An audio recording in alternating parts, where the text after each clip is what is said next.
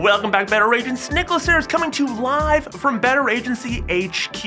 And in today's video, we're going to be addressing the very important topic of diversity, which can be a really uncomfortable topic for white conservative guys like me to talk about because we have a lot of thoughts, we have opinions, but we don't really feel comfortable sharing them because we don't want to get in trouble. Now, the reason why I want to make this video and speak specifically to diversity in the insurance industry is if you read a lot of books, if you listen to a lot of podcasts, if you go to a lot of conferences, heck, if you spend any time on Twitter or LinkedIn, it seems like a lot of people are bringing up this topic more and more about diversity and the lack of diversity in the insurance industry. Maybe you've heard the term pale, male, and stale, and that being the representation of our industry as a whole. We need to find a way to bring more people into our agencies, into the industry, who can give a voice, who can be a representation of those who maybe haven't had the largest or loudest voice in the past. And I think we all agree that's all well and good. One thing I've noticed about all the people who talk about diversity, none of them look like me. So I sought out a friend, an expert in this arena, a good friend of mine. He's an insurance agency owner down in Miami, Florida, Alex DePazzo, who's done a tremendous amount of work on this topic, specifically with the Big I and representing agents nationally, thinking about how can we diversify our talent workforce, how can we bring more voices in. I wanted to ask Alex some very specific yet pointed questions because there are a lot of people who probably look like me, who probably think like me, and quite frankly, we're afraid to sometimes articulate these ideas because we don't want to be labeled. We don't want to be put in this kind of camp of a certain, persuasion. So I wanted to start by just asking Alex, what is diversity? Diversity really is just having a conversation about creating an enough difference in the set of voices in a specific room to be able to reach the goals to the broadest set of people over a specific period of time, right? And so it's not a question of just ethnicity or race. It's not a question of just age or political affiliation. Obviously, we hear conversations around gender in today's world, but it's things about education level. It's things about age. It's things about what part of the country someone is from. So diversity is really just a conversation about making sure that we are checking our individual biases, and we all have them. Sometimes people think that word, has like a negative connotation, and I really wish that would kind of go away. We use biases very healthily in our lives. All of us do. We make small and quick decisions based on limited amounts of information to be able to move forward every day.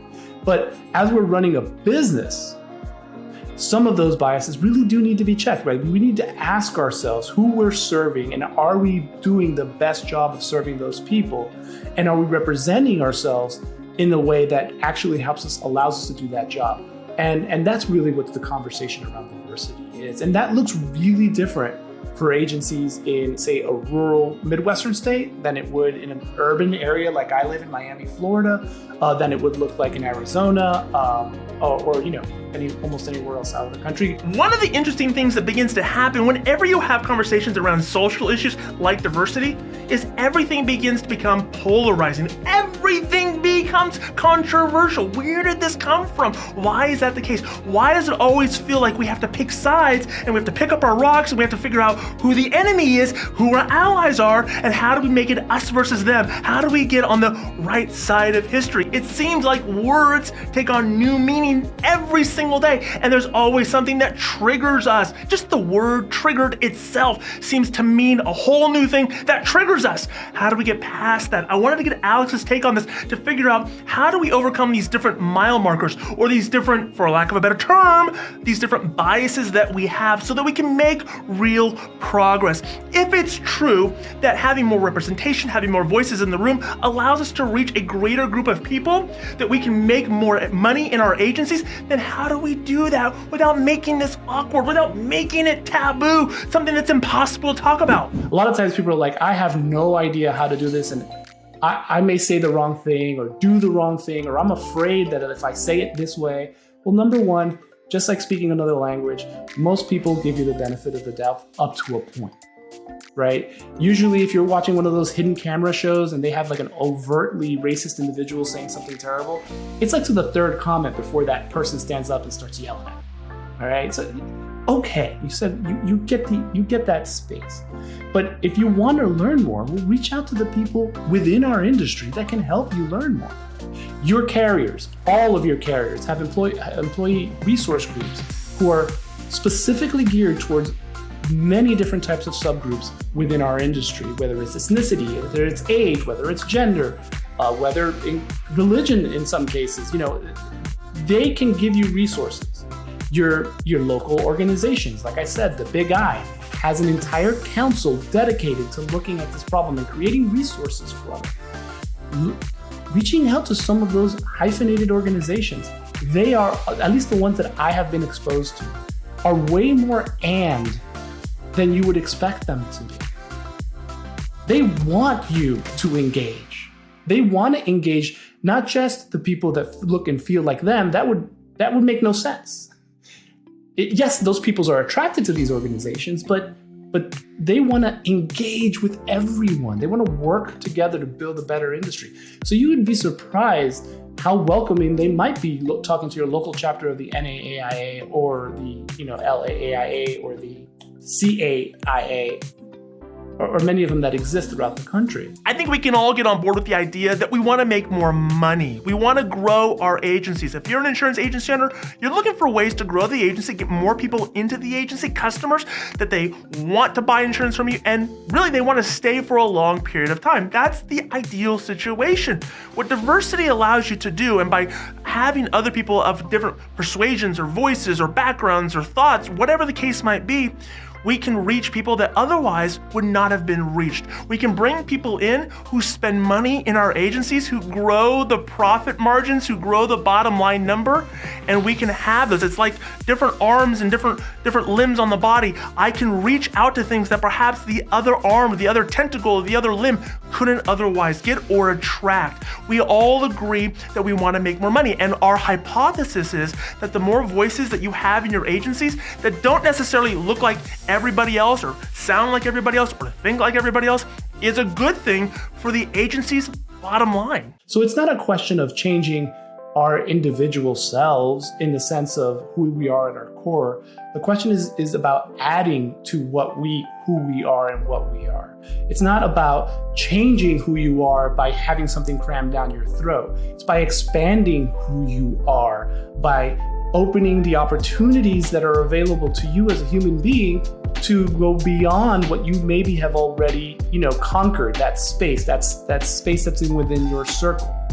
I once heard a trainer, while giving a diversity training, say something which I kind of aspire to try to do every day, which he says, diversity isn't finding ways to bring more people into your circle.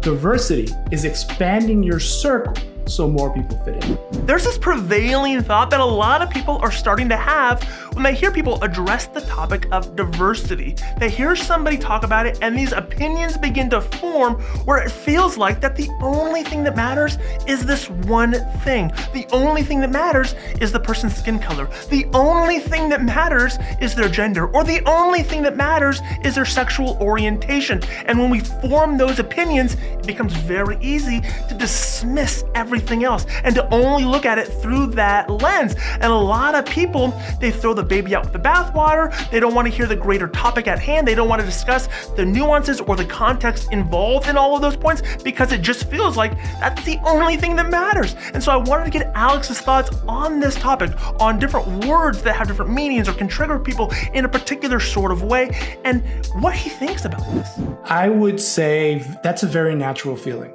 Right. We live in a world and in a time where information is thrown at us in a way that makes us sometimes feel like one position or another position becomes an if or an or situation, right? And I think that's really at the heart of the problem. A lot of times, some folks just get that feeling of like, if I don't do this, then I am that. If I don't follow this, standard that's maybe being set up by society, then I am. And that's actually the opposite of what the work diversity is trying to do, right? The diversity, when we have that conversation, when you're thinking beyond the simple, hey, I'm trying to, kind of affirmative action style thinking, right? Like hey, I want to have this kind of a person and this kind of a person and this kind of a person and this kind of a person. That's not diversity work, right? The diversity work, throw all the propaganda out the window. That is not what we're talking about. We're talking about building a business that is suiting itself to position itself to the best to best possibly serve the people they're trying to reach. And not only that, to be able to live beyond a specific time period. And that means that, yeah, sometimes you're going to have a conversation that's a little bit uncomfortable, maybe something you haven't had experience with. That's all well and good, but the idea still is there and the question still remains, how? How do I do that? How do I do that if I'm in a small town in middle America on Main Street where everybody in the town looks exactly the same? How do I do that when I just really want to find the best talent available regardless of who they are or what they do or what they look like? I just want to find the best thing available.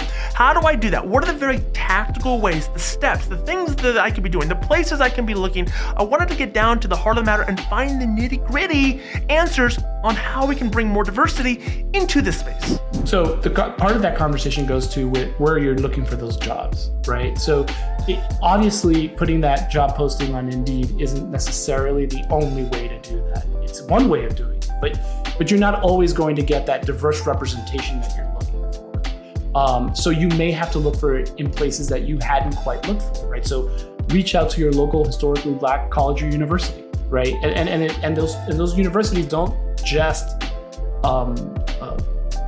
aren't just for individuals who are African American, though they're predominantly for that purpose. But you can find quite a good diversity of individuals at those particular universities, and they're all over the country. You'd be surprised if you Googled HBCU near me what you'd find, right? Think of organizations that maybe you hadn't quite reached out to before that do tend to service or a more diverse population.